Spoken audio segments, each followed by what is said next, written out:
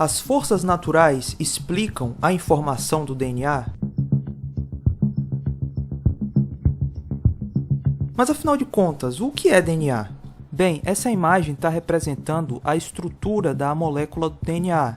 Para alguém que não tem familiaridade com a química, o que eu vou falar aqui vai ser um pouquinho complicado, mas vamos entender essas coisas juntos. Veja que em cada lado da imagem você tem uma coluna cinza.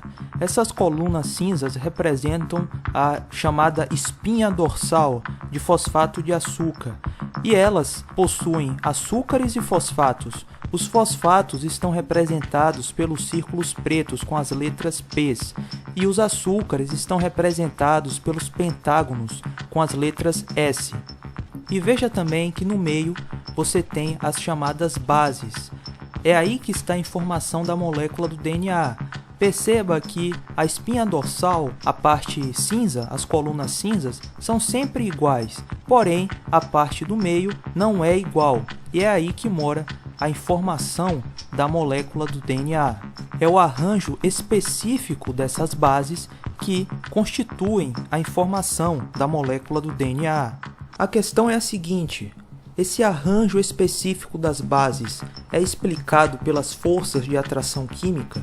A química pode explicar a informação da molécula do DNA? Bem, vamos dar uma olhada novamente na estrutura da molécula do DNA. Note que há linhas que ligam os círculos aos pentágonos. Essas linhas representam as forças de atração química. E veja também que há linhas que ligam os pentágonos, que são os açúcares, para cada retângulo. Essas linhas também representam forças de atração química, que são chamadas de ligações peptídicas.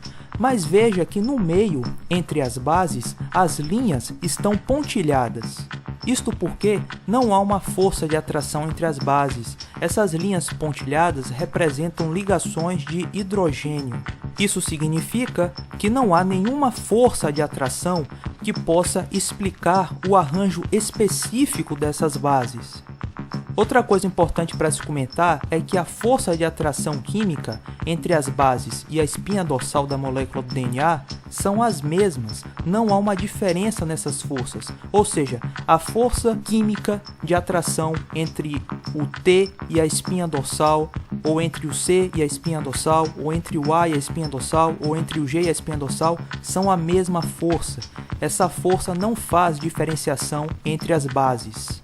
Veja agora essa outra imagem. A parte amarela é a espinha dorsal e essas partes coloridas, azul, rosa, lilás e verde, são as bases. Bem, eu sei que tudo isso foi bem complicadinho, mas agora eu vou tentar deixar tudo um pouco mais simples. Provavelmente você já viu uma lousa desse tipo. Esse quadro branco é um quadro magnético, ou seja, existe uma força de atração entre o quadro branco e as letras, e essa força de atração explica o porquê a mensagem se prende ao quadro branco. Porém, tem um detalhe: a força de atração entre o quadro branco e as letras, que é uma força magnética, não faz distinção entre as letras. Por exemplo, eu posso mudar o arranjo dessas letras do modo que eu bem entender. Coloco o O no lugar do I, o B no lugar do M, eu mudo do jeito que eu quiser. Eu posso destruir um arranjo de letras e fazer outro de modo muito fácil. Agora eu vou fazer uma pergunta para você.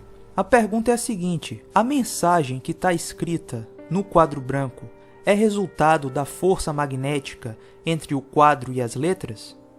E a resposta é não. Da mesma forma, a informação da molécula do DNA não é resultado de forças naturais, mas sim de design inteligente.